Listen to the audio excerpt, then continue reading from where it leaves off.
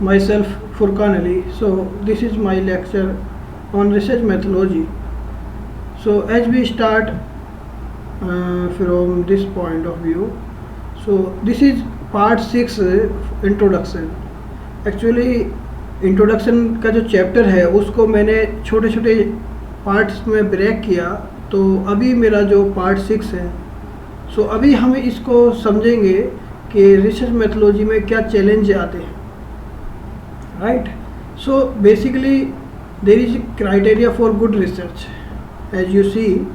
So what is the criteria for good research? We can see here like core principle. तो number 1 is clear purpose. जो भी हमारी good research होगी हमें उसमें पर्पज़ क्लियर होना चाहिए, जो भी पर्पज़ है वो क्लियर होना चाहिए. तो क्लियर पर्पज़ होगा तो हमारे objective must be well defined with common concept, right. Detail procedure. For the detail procedure research method should be described in enough detail for replication. एक अच्छी रिसर्च के लिए गुड रिसर्च में डिटेल प्रोसीजर होना चाहिए जिसमें हम एनफ डिटेल में एक्सप्लेन कर सकें रिसर्च मेथड को, राइट. Then careful design. जब हम अपनी रिसर्च का डिज़ाइन बनाएं तो वो बहुत ही केयरफुल बनाना है हमें. Procedure should be planned to ensure objectivity. तो मेन फोकस किस पे होना चाहिए? हमारा ऑब्जेक्टिव. हमारे ऑब्जेक्टिव क्या है? ऑब्जेक्टिव के अकॉर्डिंग ही हम डाटा कलेक्शन करेंगे, ऑब्जेक्टिव के अकॉर्डिंग ही अपनी फर्दर रिसर्च करेंगे हम. देन 4th पॉइंट है honesty. Honesty is the best policy. आपने सुना होगा. तो रिसर्च के लिए रिपोर्ट लिमिटेशन और flaw openly and assess their impact. जब भी हम इम्पैक्ट असेसमेंट करेंगे तो इसमें बड़ी ऑनेस्टी होनी चाहिए. रिसर्च को जो है हम बाइफरकेट नहीं कर सकते. रिसर्च को यूं ही हवा में हम नहीं बना सकते. रिसर्च जो है एविडेंस और मेथड के बेस पर आती है, राइट. सो हमें क्या चाहिए? Adequate analysis. Data analysis must be appropriate होना चाहिए हमारा, रिलायबल होना चाहिए एंड वैलिड होना चाहिए. जैसे कि पहले हमने क्लास में देखा रिसर्च का मीनिंग.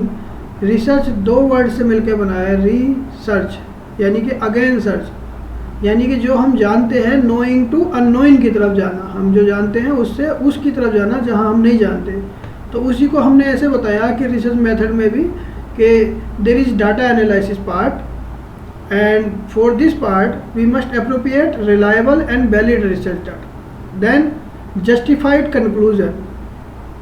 इसका मतलब ये हुआ कि जो भी कंक्लूजन है हमें उसको जस्टिफाई करना है, right. Finding should be limited.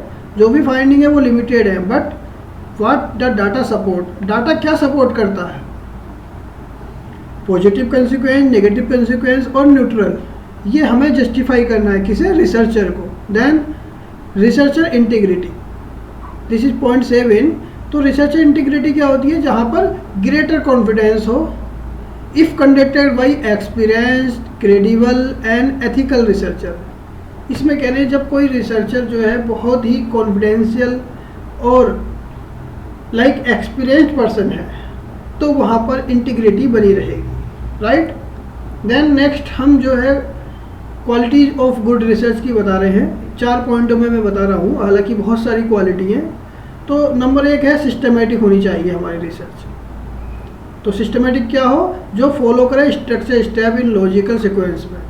Gas work नहीं होना चाहिए कि हाँ ऐसा हो जाता तो ऐसा हो जाता. जो हम गैस लगाते हैं अंदाजे लगाना, अंदाजे नहीं लगते रिसर्च में. गुड रिसर्च के लिए क्या होना चाहिए? लॉजिकल फ्रेमवर्क होना चाहिए, लॉजिकल सीक्वेंस होना चाहिए. देन लॉजिकल बेस्ड किस पे होनी चाहिए? रीजनिंग पर. और जैसे कि हमने रिसर्च मेथोलॉजी में पहले भी पढ़ा है, हमारे क्वेश्चन आते हैं. एक होता है इंडक्शन, एक होता है डिडक्शन, ठीक. इंडक्शन होता है कि छोटे छोटे पॉइंटों को मिला के हमने एक जनरल कंक्लूजन पे पहुंच गए. और डिडक्शन क्या होता है? एक हमारा जनरल बात है उससे हमने बहुत सारे छोटे छोटे पॉइंट कंक्लूजन निकाले, ठीक, फर्दर रिसर्च के लिए.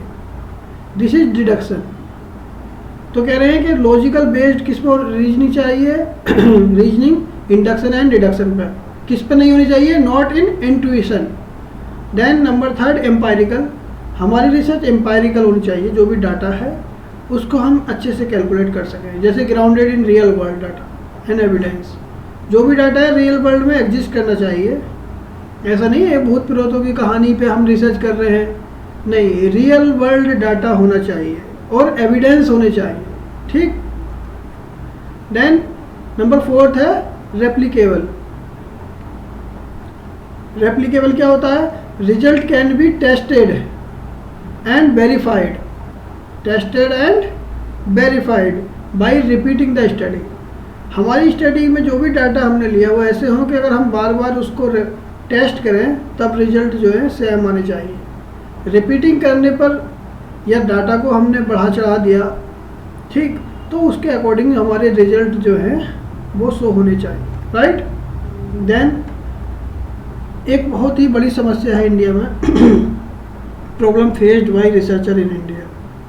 क्या क्या परेशानियाँ आती हैं, जैसे कि आप हैं, हम हैं, या जो नए रिसर्चर आएंगे उनके सामने क्या क्या परेशानियाँ आएंगी। तो देखिए, मैं कंसिक्वेंस लिख रहा हूँ टॉपिक वाइज। जैसे एक होता है मैथोलॉजिकल इशू।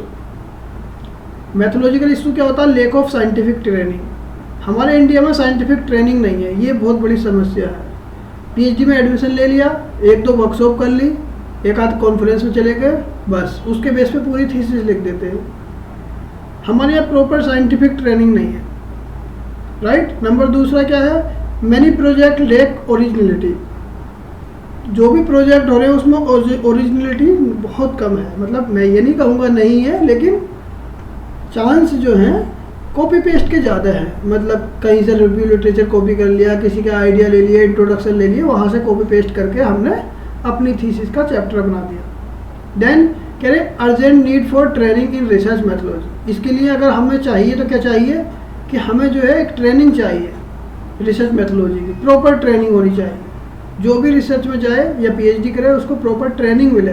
हालांकि कोर्स वर्क रखा है यूजीसी ने 1 ईयर का या 6 मंथ का, लेकिन वो प्रॉपरली क्लासें नहीं होती, टीचिंग नहीं होती, या फिर बच्चे एब्सेंट रहते हैं तो प्रॉपरली समझ नहीं पाते, अंडरस्टैंड नहीं कर पाते रिसर्च मेथड के कोर्स को। देन एक होता है पुअर यूनिवर्सिटी इंडस्ट्री इंटरेक्शन। एक होती है यूनिवर्सिटी हमारी जहाँ पर एकेडमिक्स दी जाती है, वो होती है इंडस्ट्री जिसके लिए एजुकेशन दी जाती है।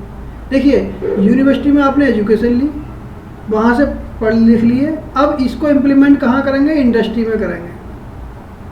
करेंगे नहीं करेंगे इंडस्ट्री में?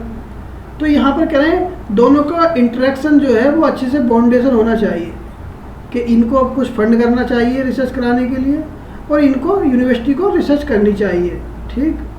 तो यूनिवर्सिटी एग्री हो कि हाँ हम किसी इंडस्ट्री पे रिसर्च करना चाह रहे हैं, तुम्हारे पायलट प्रोजेक्ट पे रिसर्च करना चाह रहे हैं, कैसे कस्टमर को ज़्यादा से ज़्यादा बढ़ाया जाए, कॉस्ट एफिशिएंट कैसे बनाया जाए प्रोडक्ट को, यानी कि हम मिनिमम कॉस्ट में मैक्सिमम प्रोडक्ट कैसे बनाएं। ये कौन करेगा? यूनिवर्सिटी रिसर्च करेगी। किसके लिए करेगी? इंडस्ट्री के लिए करेगी, राइट। तो उसी बात के लिए कह रहे हैं कि हमारा जो है इंडस्ट्री का और यूनिवर्सिटी का जो कोऑर्डिनेशन है, इंटरेक्शन है, वो बहुत ही पुअर है। कह रहे हैं weak links between academia, business and government. देखिए 3 स्टेप है। एक है एकेडमिया यानी कि यूनिवर्सिटी, एक है तो बिजनेस जो भी हम कर रहे हैं entrepreneur, and third is government. अब गवर्नमेंट आप देख ही रहे हैं कि गवर्नमेंट फैसिलाइट करती है कि एकेडमिक्स को और बिजनेस दोनों टाइम इनमें बैलेंस बनाने की कोशिश करें, क्योंकि एकेडमिक्स को गवर्नमेंट भी फाइनेंस करती है और प्राइवेट सेक्टर भी फाइनेंस करता है। इसलिए हमें अल्टीमेट क्रिएट किसके लिए करना है? बिजनेस के लिए, अल्टीमेट इंडस्ट्री के लिए क्रिएट करना है। तो इन तीनों में क्या होना चाहिए? एक अच्छा लिंक होना चाहिए। तो ये क्या है? वीक है India. Then valuable primary data remain unused. जो रिसर्च करते हैं हम ज़्यादातर सेकेंडरी डाटा पे करते हैं, प्राइमरी डाटा को ज़्यादा तवज्जो नहीं देते। तो हमें क्या करना चाहिए? प्राइमरी डाटा पे ही तवज्जो देनी चाहिए, उसको फिल्टर करना चाहिए। जो रॉ डाटा है उसको प्रोडक्टिव बनाना चाहिए, रॉ डाटा में से ही वैल्यूएबल लेकर हमें उस पर रिसर्च करनी चाहिए।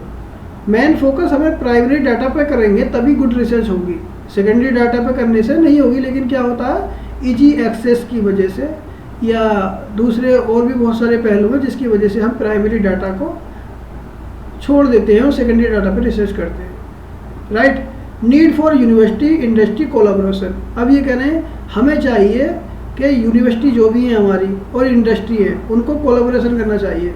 रिसर्च करने में, टीचिंग करने में या other productive work. Then reluctance in sharing information. देखिए ये सबसे मेजर प्रॉब्लम है इंडिया में कि जो बिजनेसमैन हैं, जो फर्म्स हैं, वो अपना डाटा जो है शेयर नहीं करते।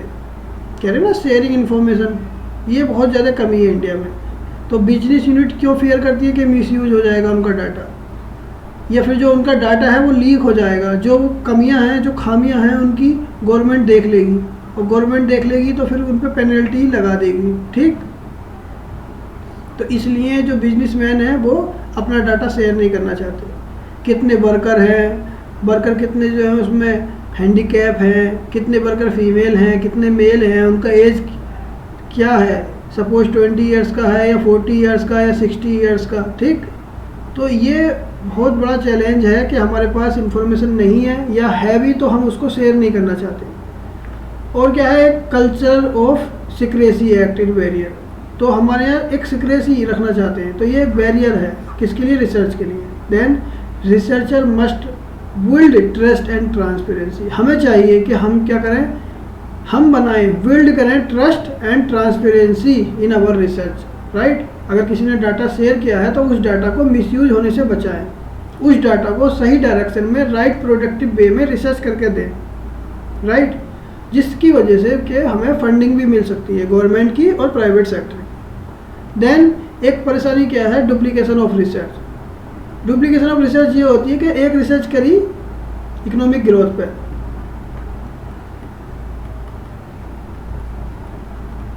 दूसरा बंदा फिर इकोनॉमिक ग्रोथ पे रिसर्च कर रहा है, फिर इकोनॉमिक ग्रोथ पे कर रहा है, उसने जो पैरामीटर लिए थे दूसरे ने भी वही लिए।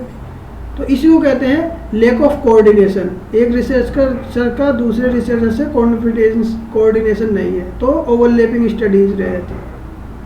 ठीक है, इसे कहते हैं overlapping studies. Then leads to wasted resource, जिसकी वजह से जो भी हमारे रिसोर्स हैं वो वेस्ट हो रहे हैं, राइट।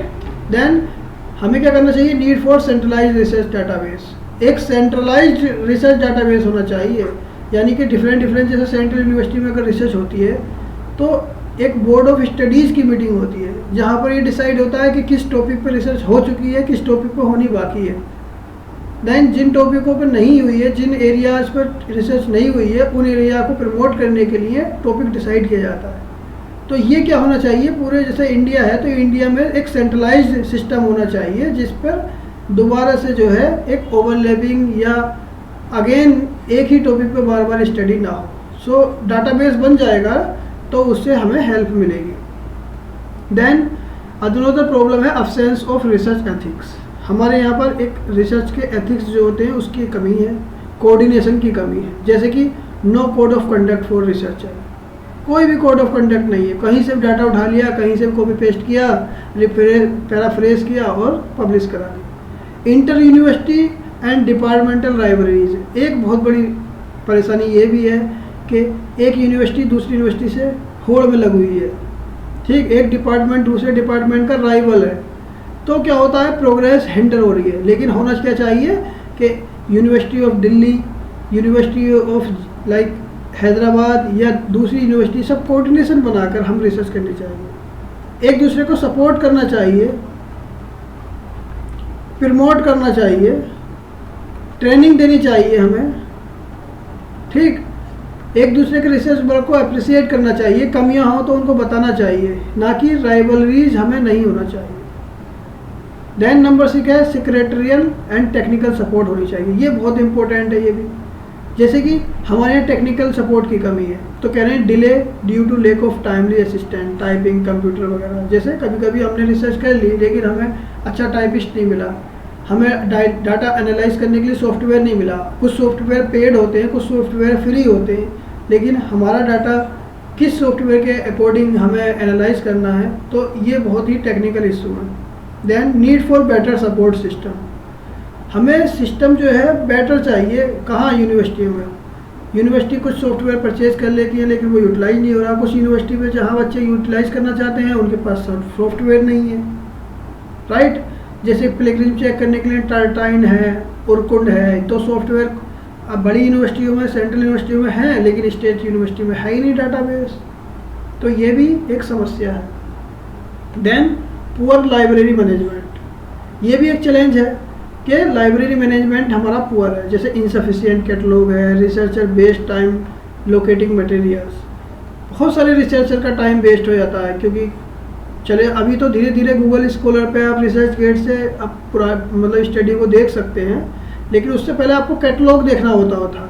ठीक, तो कैटलॉग जब देखते थे तो बहुत टाइम वेस्ट होता था। लेकिन अभी भी कुछ परेशानियां हैं, जैसे कुछ रिसर्च पेपर हैं, कुछ जर्नल्स ऐसे हैं कि हाईली पेड हैं। तो हाईली पेड जर्नल का रिसर्च देखने के लिए आपको क्या करना होगा? पे करना होगा। अब पे आपके पास है नहीं तो आप कैसे करेंगे? अभी रिसेंटली दिल्ली हाई कोर्ट में जो एक SCI-HUB हब करके एक साइट थी जिस पे फ्री में अवेलेबल हो जाते थे रिसर्च पेपर बिना पे किए हुए, उसको पूरी तरीके से इंडिया से ब्लॉक कर दिया। उसका रीज़न कि जो पब्लिशर थे डिफरेंट जर्नल के, उन्होंने पिटीशन दायर की थी दिल्ली में। तो अभी ये समस्या भी आ गई है हमारे पास। फिर कह रहे हैं लेक ऑफ अपडेटेड एक्ट हमारे पास नहीं है, रूल्स नहीं है, and reports specially outside capital. इन सब चीज़ों की कमी है हमारे यहाँ। फिर कह रहे हैं delay in availability of publish data. देखिए डाटा पब्लिश अगर सेकेंडरी डाटा है तो कौन पब्लिश करता है? Handbook of statistics RBI। और कौन करेगा? Ministry of statistics. और कौन करेगा? जैसे सेंट्रल स्टैटिस्टिकल ऑर्गेनाइजेशन। तो जो भी डाटा पब्लिश कर रहे हैं तो वो वहाँ से डिले हो जाता है, गवर्नमेंट एजेंसी हो या फिर पब्लिशिंग हाउस हो, डाटा पब्लिश करने में डिले हो जाता है, जिसकी वजह से हमें जो रिपोर्ट है वो बनाने में काफ़ी टाइम लग जाता है, रिसर्च करने में भी काफ़ी टाइम लग जाता है। तो हम 2020 की रिसर्च 2025 में देख पाते हैं। ठीक, फिर कह रहे हैं डाटा ऑफ्टन वेरीज इन कवरेज। डाटा जो भी होगा वो कवरेज डिफरेंट एरिया को करेगा तो वो वेरी करेगा। सपोज जो डाटा है वो है साउथ इंडिया का, हमें करनी है स्टडी साउथ इंडिया का, हमें स्टडी करनी है नॉर्थ ईस्ट की। ठीक, अब नॉर्थ ईस्ट का डाटा अभी है नहीं, तो फिर हमें क्या होगा? समस्या होगी। तो कवरेज जो रीज़न है लीडिंग टू कन्फ्यूजन हो जाएगा इससे। Then conceptual and data collection challenge है, जैसे कि एक होता है डिफ़िकल्टी इन प्रॉब्लम कंसेप्चुलाइजेशन। जो भी प्रॉब्लम है उसको कंसेप्चुलाइज कैसे करें, ये बहुत बड़ी परेशानी है। And challenge during data collection. Data collection के लिए तो बहुत चैलेंज होते हैं, जैसे हमने एक पढ़ा था टॉपिक कलेक्शन ऑफ डाटा, कैसे जाएं, ग्राउंड लेवल पे कैसे सर्वे करें, हम प्राइमरी डाटा करें, सेकेंडरी डाटा करें, प्राइमरी डाटा क्वेश्चनियर के थ्रू करें फेस टू फेस, या टेलीफोन के माध्यम से करें, या मेल के थ्रू करें, या गूगल फॉर्म के थ्रू करें, कैसे करें, ये भी एक चैलेंज है। ठीक, तो ये कुछ चैलेंज थे इंडिया में रिसर्च करने के लिए, ये बहुत इंपॉर्टेंट है, आप देख लीजिए। Thank you very much.